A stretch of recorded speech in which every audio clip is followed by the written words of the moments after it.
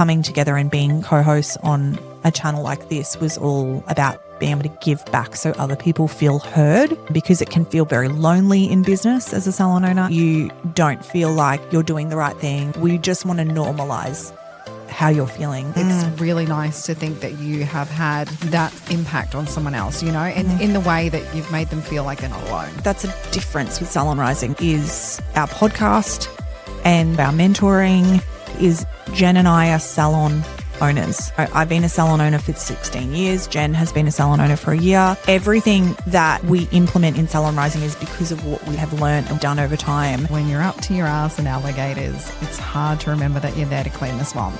And I think that's the whole purpose of having the podcast, where you're just showing everybody that there's alligators, right? Yep. Everybody is up to their ass in alligators. So for us, there's the purpose behind it. It's got nothing to do with financial gain and everything to do with purpose, of how these little conversations might make you feel seen or might make you have that aha moment or might propel your business forward. It's a pathway because I know fundamentally the impact that you can have on someone and their lives and their business, but not everyone can afford your help. And so I just feel like this is a pathway for people to gain some of that insight. Before we dive in, just a quick little love note from us. If this podcast has ever made you laugh, cry, think, or feel seen, please hit that subscribe button. It's the easiest way to keep the magic going, and it helps us land more incredible guests for you. Go on, back your girls, subscribe now, and let's keep rising together. Welcome back to the Inner Sanctum, Salon Rising, the podcast. And today we are going to venture into the past and revisit our first episode. Yeah, I think there's like probably people that listen that I'm like, don't go back to the first episode. It wasn't a bad episode. It actually wasn't as bad as I had envisioned in my mind that it was. Me too. There's probably a whole bunch of people in our world now that didn't go back Yeah. to the early days. And that's okay. And please don't. And you don't need to. Yeah. I did say after re-listening to our first episode that if there was a drinking game around the number of times that I said absolutely, you would be wasted by the end of that episode, because it was absolutely a lot. But all in all, I think it's really interesting. When I looked back at it, and I suppose we can do a little bit of a reintroduction, but fundamentally, the philosophies behind the things we do hasn't really changed. The drivers and what those particular things are have changed, but there's still that same fundamental purpose, why, reason that sits behind everything. Did you feel that? Absolutely. Absolutely. Yeah. With some tweaks. Yeah. Yeah. Yeah. Absolutely. With some sorry. Why does it keep happening? Jen. Yeah, sorry. Yeah, with some tweaks. It was there is a lot that's changed and transformed, and it'd be really nice to introduce to whoever's listening who we are now, to, you know, who we were, really who we were 2 years ago feels very different. Personally feels very different. Hugely. But where things have changed and transformed to as well, which I think is really important, because it's that whole idea of where you're going to be in 2 years' time as well, and being okay with the fact that change is going to happen and things are going to be happening that's out of your control. So on that note, Jen, introduce who you are now. Who I am now. Yeah, so if I was like, Jen, I'm meeting you for the first time, like, tell me a bit about yourself. Oh, that's really interesting. Yeah, go. So, hi, my name is Jen. Do you know what's funny? And we've talked about this before. I would literally still just say I'm a hairdresser. I do too. You know what I mean? Like I really, that is who I am. I definitely have other hats and other, you know. Okay, so let's go into balls in more, the air. like, I don't want you just your entire, like, if you had to sum up who you are in 2 minutes, Yep. go. Is this my elevator pitch? This is who, this is like your chat GPT, like, Okay. this is who you are, this is what your life looks like, this is what you do, this is how you spend your days, like, go. Okay. I spend my days working a lot at the moment. I am a mum. So I have teenage children. I have a salon. I have teenage staff and other like aspects to my business and other staff. I do education for a nanoplasty brand. And then I also am a podcast host for Salon Rising and work not not as much content-wise, but more in the background sort of driver things for Salon Rising as well. Oh, I'm doing an MBA at university, but I've just paused that for a little bit because of all the other stuff. Okay. So I want to know who Jen is. I am a great friend who likes hanging out with my people, who likes doing fun and adventurous stuff. Always adventurous. I am the adventurous person. I like to throw myself off things or into things or that kind of stuff. I have a perpetual need to be educated. Like I always have to be learning something else all the time. And yeah, I have a very fast, neurologically diverse brain that I'm trying to harness as my superpower. Yes. Who are you, Sam? Very different to who I was 2 years ago, but very much the same principle-wise. I am a mum of 5. I birthed 3 of them, and then I got 2 beautiful bonus boys as well. So I have a blended family, which again, 2 years ago when we started this podcast, I did not. So it's been really interesting, diving through this podcast as I was going through a lot personally. I am a salon owner. I've been a salon owner for 16 years, and I am the principal mentor in our business, Salon Rising, as well as a podcast host. And I love what I do. As you said, fundamentally a hairdresser at heart. I love being a hairdresser. I love my clientele. I love our industry so much, hair and beauty and everything that involves salon-wise. I love being with other salon owners. I love being with other hairdressers. Just being in this industry really lights me up. My life has definitely changed dramatically and most of the time for the better. I would say probably all of it for the better, because I have definitely learnt with my neurodiverse brain that those ADHD habits, I'm learning how to really kind of slow things down and how to be a little bit more present and how to be okay with not necessarily being liked all the time. It's very hard for me. And trying to be in that present moment because we don't get time back, and to start living out of fight or flight. I've lived in fight or flight for probably a good 10 years, and I'm really trying to train my body and my nervous system to be able to slow down. I love my family. I have a big family. I'm one of 5 siblings that I'm very, very close to, and now have that in my family. I have an incredible partner who has changed my life in so many ways, but I've definitely come back to a lot more of simplifying since we started Salon Rising, and really knowing where we want to go personally rather than living in where we should go, and more so where we want to go. Yeah, it's probably me wrapped up in a 2-minute. That's who I am. And that's the podcast. No. Yeah. And you've got to know us. See you later. Yeah. Bye. And then on top of that, who we are together are, Jen and I have been best friends for 20 years. Yeah. And we have, built businesses and babies and gone through, relationships and relationship breakdowns and friendship breakdowns and stuff. And we worked together inside a company to begin with, but then Jen worked for me, and now Jen's building her business. And yeah, it's just for us coming together and being co-hosts on a channel like this was all about being able to give back so other people feel heard. Yeah. Because it can feel very lonely in business as a salon owner. It can feel really lonely that you don't feel like you're doing the right thing, or, we just want to normalize how you're feeling and everything. There's a lot of questioning yourself, I think. Yeah. I think fundamentally when I came into it, I just wanted to guide the wonderful things that you have so many insightful things to share with people. It was really just to provide a way to get that out to the world. That Jen's was like, my driver. I've got to harness you.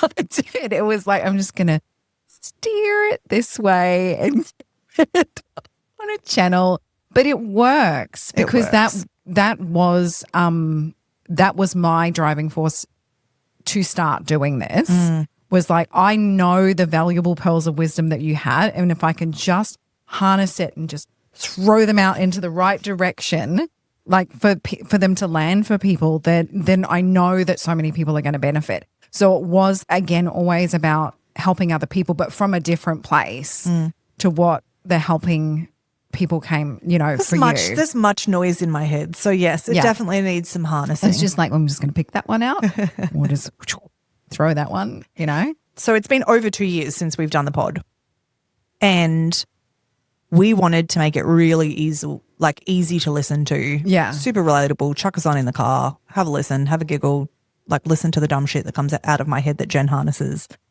But it has definitely been like this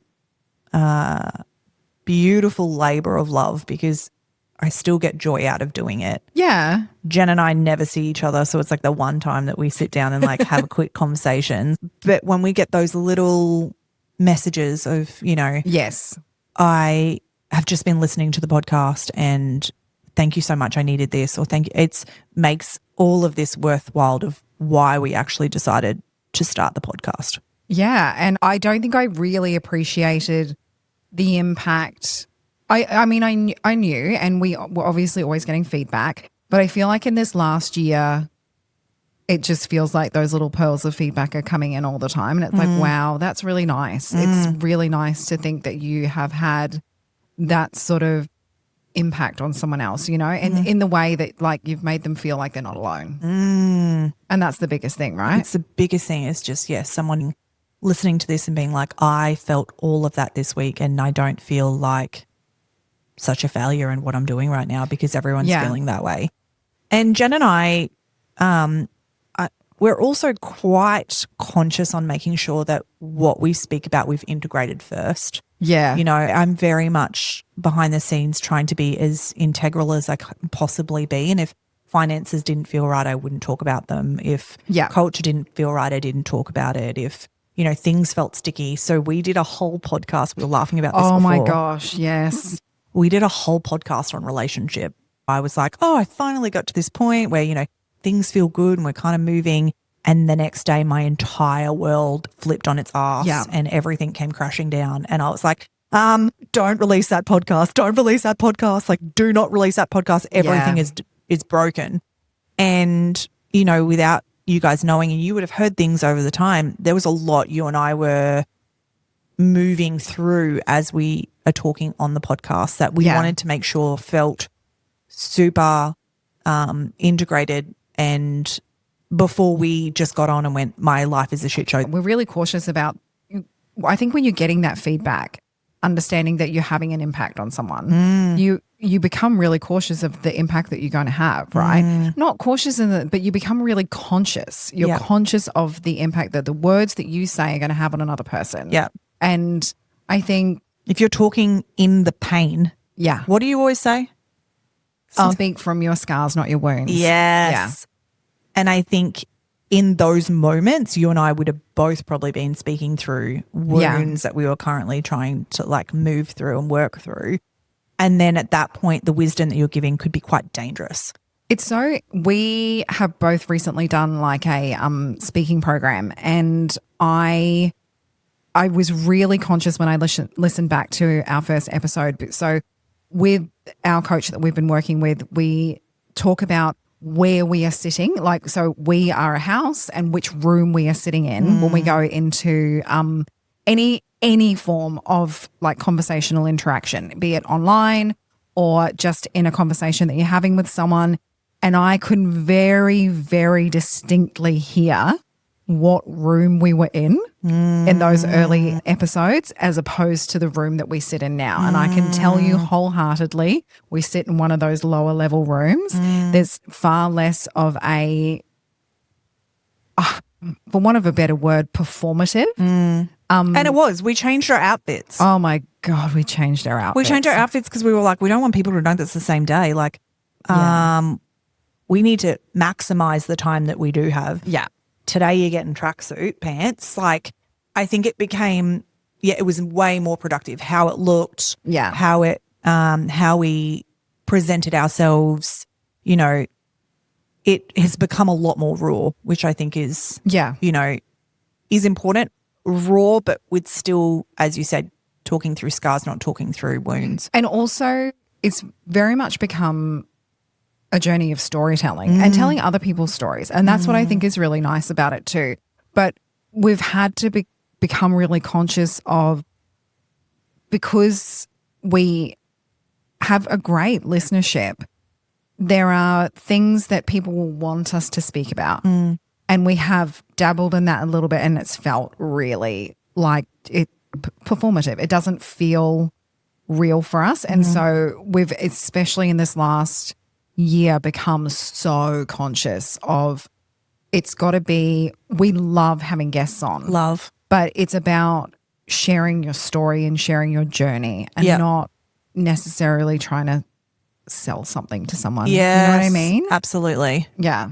Because we know when we've done an episode that we're just like, that just, you can see it even in our faces if anyone's watching, that we're just like, and then what? Yeah. And like we're learning from it at the same time. Yeah. And it's really important too, because I think to myself, as I coach, I'm generally coaching myself. Yes. Like so often I will have conversations on here, or I'll have conversations with clients that I'm like, oh, that just hit for me at that point. Like I needed to hear that.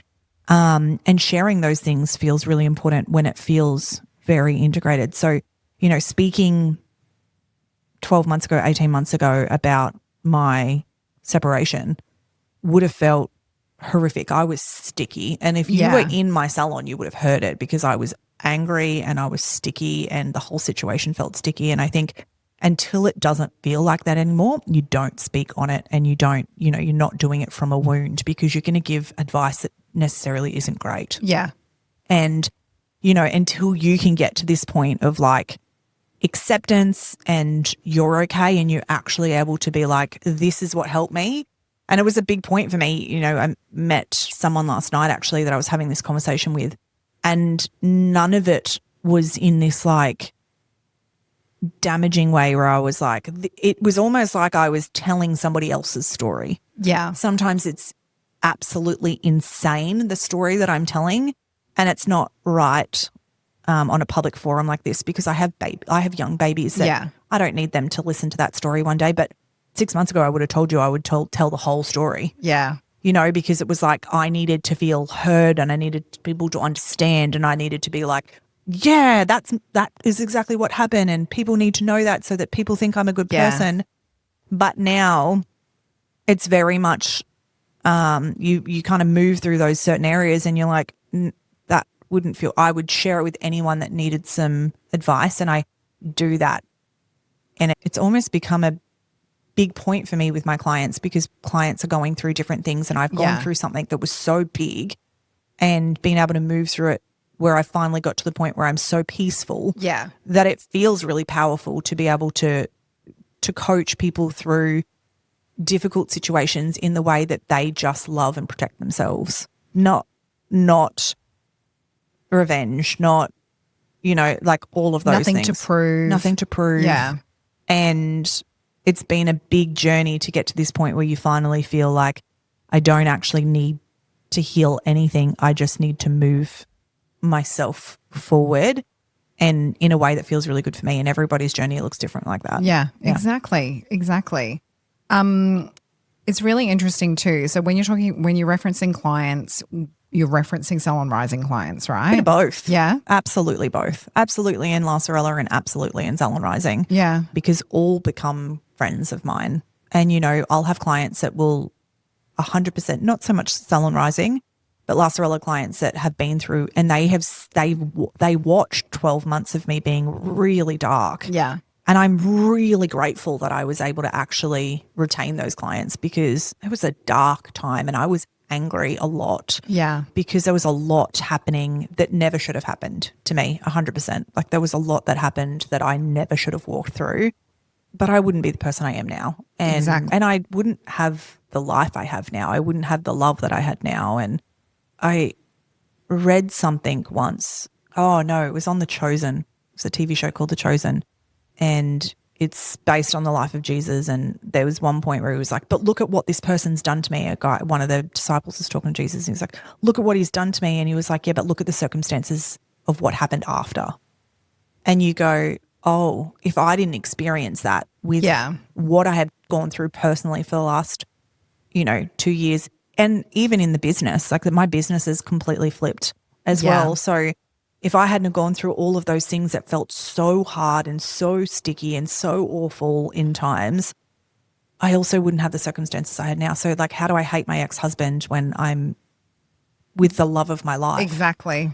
And that becomes a lot easier. So when you're in it, if anyone is going through this, like that is not a way that's not toxic positivity to get you through it.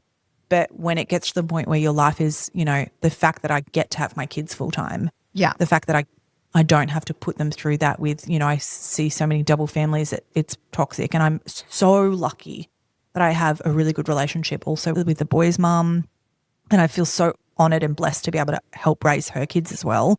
But I can look back now and understand the whole situation. Whereas when you're in it, it's really hard to be like, am I ever going to look back on this? And is this ever going to feel not horrific? My dad's favourite saying is, when you're up to your ass in alligators, it's hard to remember that you were there to clean the swamp, and it's very true. And he says it all the time, but it's so true. How have I never heard that one? That one's great. Oh, I hear it a lot.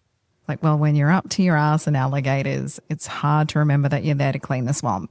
And I think that's the whole purpose of having something like the podcast, where you're just showing everybody that there's alligators, right? Mm-hmm. Everybody's got alligators.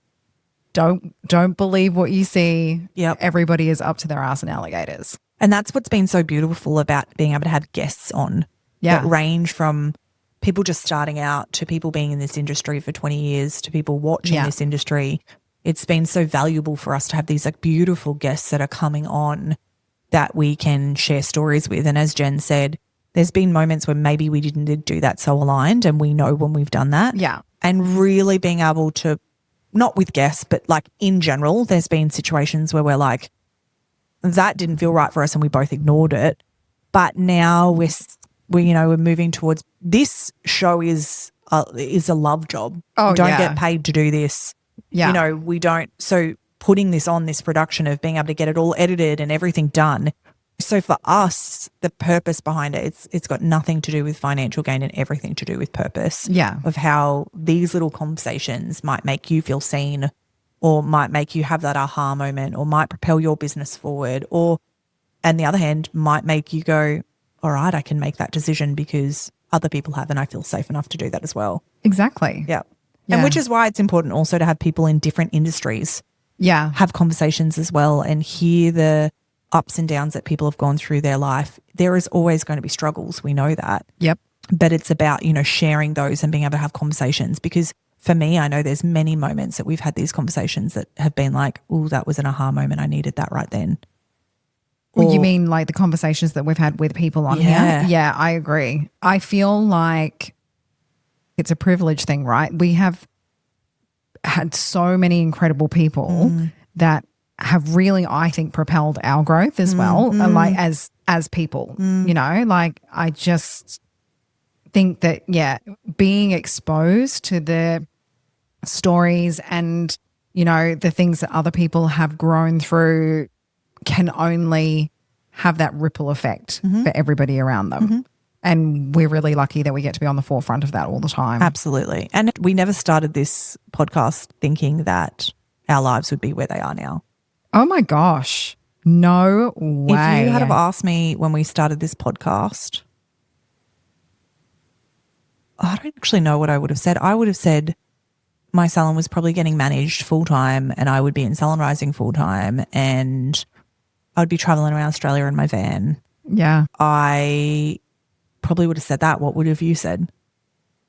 I don't know, because I would have said I don't know, because I think that when I look back at that person, and there was a definitive shift, and it was with one of the guests that we have that I can identify when things really changed for me. That person didn't know what she wanted at all.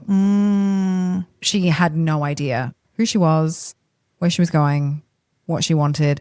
I don't even think she really knew who she was at all. Like that, that really changed in about a year in, I reckon, to our Salon Rising adventure. So I never would have predicted that I would be doing any of the things I am now because I didn't have the capacity to imagine that anything was possible. See, I just like hear that and I'm like, you and I have transformed so much because of our podcast. Yeah, it's wild. Like the people that are on it, the people that have spoke, the little moments that those little aha moments, like how can we not expect people to have growth when we've had so much growth from it? Yeah. And being able to speak out and share those stories and, you know, be able to have the love back that helps people and stuff like that. It's been so transformative for us. Yeah. As humans. How are other people not having the same? And then how could we not do it? And I think too, because we had this recently when we had like a girls' weekend away with some of our best friends, and one of them said to us, because it's like, you know, it is a labor of love. They were like, well, why do you do it? And it's like, it's a pathway because I know fundamentally the impact that you can have on someone and their lives and their business and what they're having, but not everyone can afford your help. And so I just feel like this is a pathway for people to gain some of that insight to feel like they're supported when perhaps any other sort of avenue isn't an option for them.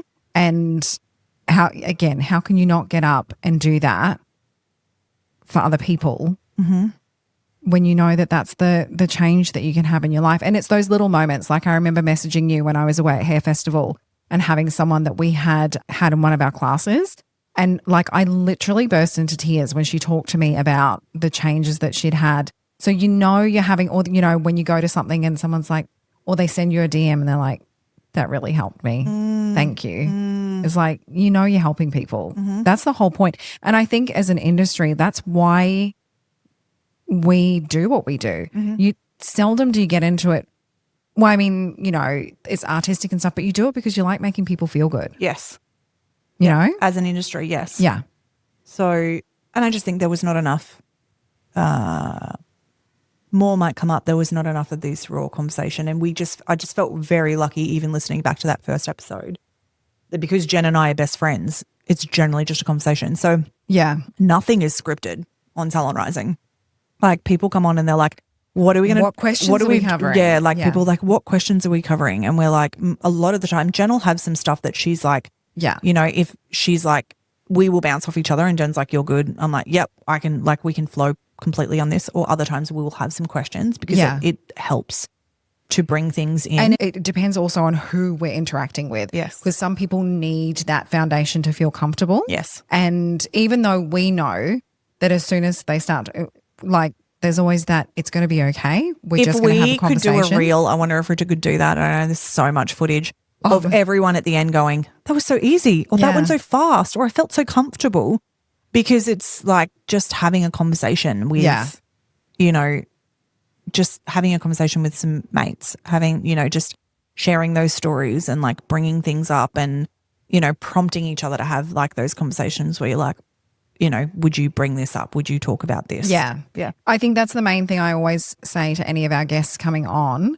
is please let me know if there's anything in particular you don't want to talk about, and I'll just make sure we skirt around it. But other than that, it's like we can see where it takes us. Yeah. We can get people back on to talk about things, and we've done that before, you know, like we didn't even get through it all. We've got to do another one. But it's that just making sure that people feel comfortable that you're not going to bring up something that they're not ready to talk about. And I think if we go to someone, you need to come back, like we need to keep having this conversation. Yeah. Then if we're saying that, we know that our listeners are loving it as well, because our listeners are us. And I think that's a difference with Salon Rising, guys, and the difference to our podcast and to our mentoring and to who we are fundamentally is Jen and I are salon owners. Yeah. You know, I've been a salon owner for 16 years. Jen has been a salon owner for a year. Everything that we implement in Salon Rising is because of what we learn, like what I have learned and what I've done over time. And Jen's implementing into her first year of like owning a salon and building it with a team. And then the same thing on the other side, when we have conversations, we're salon owners that are still taking so much from those conversations. Like we are the salon owners that are taking from that. For sure. So it just feels different because it's not like we're coaches and mentors that are sitting back and going, okay, well, tell us about your experience. And sometimes we're conscious with people too, because we know that they don't want to talk into that, because there is things that, I wouldn't talk about because it's not appropriate for me as a salon owner to have those conversations behind my team's back. Yes. So you've got to be integral, and the same thing to other people. Like their teams are listening to it, or their past teams are listening to it. Yeah. So you've got to be really integral with how you show up for people, because kindness and support and love and all of those beautiful values are what's first and foremost to us. And I would never want anyone to feel bad listening to our podcast. And that's the same, we've even had like recommendations like, oh my gosh, there's so much like canceling in the industry at the moment, and you guys should do a podcast. It's like, it's never going to be like that. Nah. We're never, We're not like, and that's the thing. We know that Salon Rising could probably be more successful if we're going to be super controversial. I'm just not interested. Yeah. I'm just not interested. I'm quite happy to talk about subjects. Sometimes we stumble into controversy without realizing it, and that's going to happen. Yeah. But we certainly don't seek out. Yeah, seek to be controversial. Yeah. Yeah. Because it's just not, we were talking about that before. I couldn't be controversial, because if someone said they hated me, I would probably cry, live in a dungeon for the rest of my life. But yeah, I think we're so raw but so conscious, because I don't ever want anyone to feel shitty. I think that's something we've definitely honed. Yes. I don't know that we nailed it to start off with. You're like, oh my God, I've hurt someone's feelings. Calm down, take a breath. Yeah. No, literally. If anyone was watching that, Jen watched my entire face change. Yeah. She's like, come back up. Yeah. Roll back out of that spiral. I think we've gotten better and better at that as time's gone on, is what I was trying to say. Yeah. Everything's absolutely. Because in the beginning, you're like, how do I talk about this in a diplomatic way but still make this podcast interesting? Yeah. And, just kind of reintroducing ourselves to where we are now. Again, if you say to me, where am I going to be in 2 years' time? I'm going to tell you I have no idea. Yeah. Because for the first time in a really long time, I just want to live in the present. I don't want to spend my life. What's next? Where will I build to? How many people can I have? What does this look like? And for the first time in a really long time, I'm definitely talking more on how do we remove the ego, because, each one of us at any time can flip things completely on its head based on what you need as a family. And I think I used my work a lot to escape, and I don't want to escape my life anymore. That's so nice. So I think it's really important to be talking into that for people, because, we should use our work as, a place that we love and that we go to and feels great. Creative outlet. But, as we've heard many times, you are not your business. Your business does not come first. It should not be your priority. And I was having this conversation with someone the other day, and she was like, my relationship's a bit tough. And I was like, if you lost your marriage, how would you feel? And she was like, it would absolutely kill me. I'm like, if you lost your business? She was like, I would build another one. I was like, so then where's your priority? Yeah, exactly right. And it can't be first and foremost business. At times, absolutely. But we're not here to build businesses. We're here to build lives. Yeah. And I think that has to be a pivotal point in what anybody's doing. I always remember something that was said to me once is like, we're human beings, not human doings. Yeah. And like, your business is what you do. Yes. But your life is how you be, right? Yeah. And that's really, really important to think about. Yeah. What was I going to say? My little brain went on a tangent then, because I forgot that we were recording a podcast, and I was just about to tell you what I did yesterday. It's like, that's right. We're working. I love that. Yeah.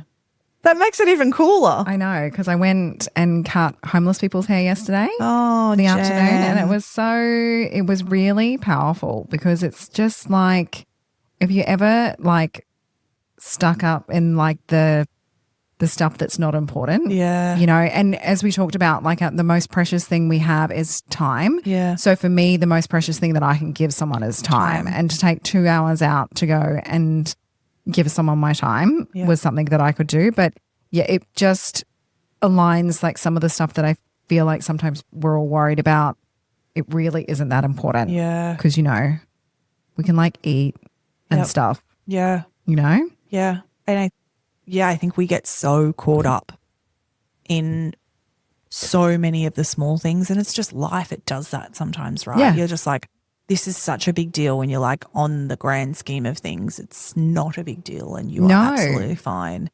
And, it's something silly, but every New Year's I like reflect on the year and I just feel really grateful that that was a year that I still have everyone in my life. Yeah. That I haven't gone through a loss that year. And I'm like, no matter what went through my life, I'm here. My family are healthy, and I think so many people are going through. We just did a podcast with Brody who, Maxie has leukemia and, people are going through so many things while running businesses that it's really important for us to continue to remind ourselves, but also each other, that it is a business, that the walls are not going to fall because someone leaves and takes their clientele. Yep. The walls are not going to fall because a client left a 1-star review. The walls are not going to fall if you over-ordered stock or if you have a quiet week. It's all about really trying to lead some purposeful businesses and make an impact in a way that feels right for you. And you're doing that with exactly what you did yesterday. Yeah. You're doing that with having these young humans at the moment through your business. It's like, how can we be impactful with how we run our business? Otherwise, what is the point? Because as I said in our mini moments, we have one precious life and one day we're going to be gone and our business is gone and it's not going to matter anyway. Like we're like, oh, but we've got this big business. Yeah, one day it's going to be gone. Like, yes, it's not Apple. We just get so caught up in it. It's not Apple. It doesn't matter. Yeah. It's more so the impact we made on other people, and when I have messages, even yesterday I had a message from one of my team members that worked for me for a really long time. She was like, oh, we're down having lunch at Spice Stand. And she's like, it always makes me think of you. I love you. And I was just like, it's those moments where you go, those are the moments that matter. It's the fact that, we did little things and it made an impact on you. And it's the fact that you guys found friendship and community with us. And it's the fact that, it's all of those things that over time I've realized after being in business for as long as I have, those things. It's not the big things. It's getting your staff members through breakups and through, losing family members and through and not sickness. just your staff members, your clients, like the people in your world. Yeah. And that's really the whole idea behind doing something like this is Our industry is so impactful. Yeah.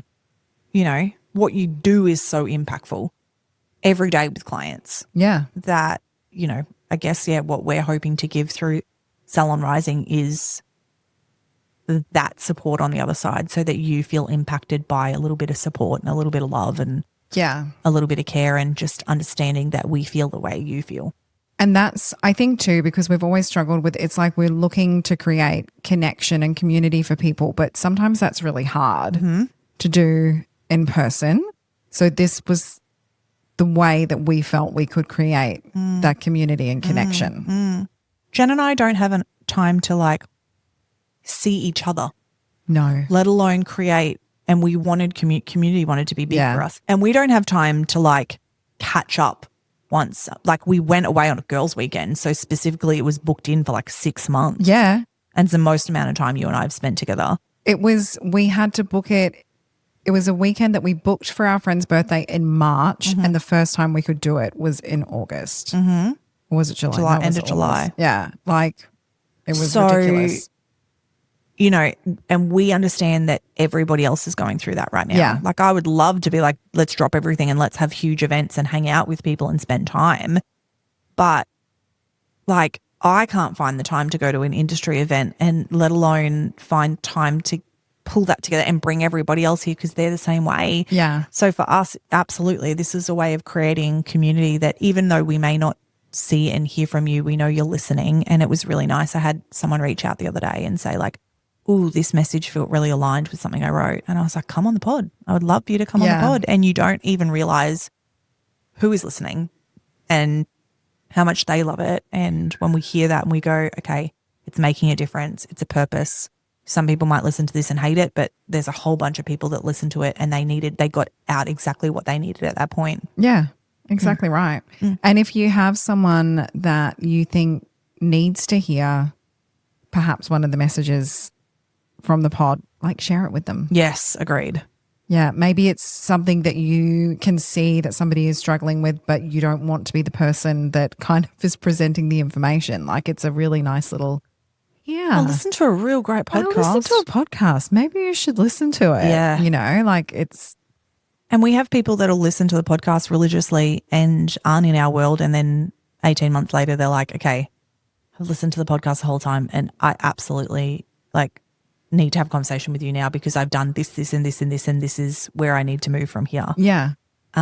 So we hope that all those little nuggets of information, but on the same page, if you have someone that you're like, oh, their story would be so good on this podcast, like what they've gone through, what they've moved through as a salon owner or a business owner, like please reach out and just send us their little handle. You know, we can reach out to them because sometimes it's just listening to someone else's story and be like, then what happened? And then what happened? And it's so interesting to listen to how people move through things and how they, you know, decided to live their lives that, you know, if you do know of someone that you're like, this story was awesome, then share it with us because everyone can learn little things from everybody's experience. Yes, definitely. Yeah. So we just thought it was really important to reintroduce who we are now because I feel, and in a couple of years' time, it's going to be exactly the same. Like our lives are going to be different in a couple of years' time of where it's taken us. And it's just that important message of why we do this and who we do this for and what we do this for and who we are and how we're trying to share a message that kind of will really support you guys. Yeah, I think it was a nice reminder for us as well. You know, we're always saying that you need to revisit these things. So that was really nice that we got to revisit as well. Very nice. Yeah. So, yeah, thanks to everyone who's been on the journey, who's joined us on the journey, who is just joining us now. We're really grateful to have you here. Absolutely. And, yeah, we'll see you all again very soon. Bye. Bye.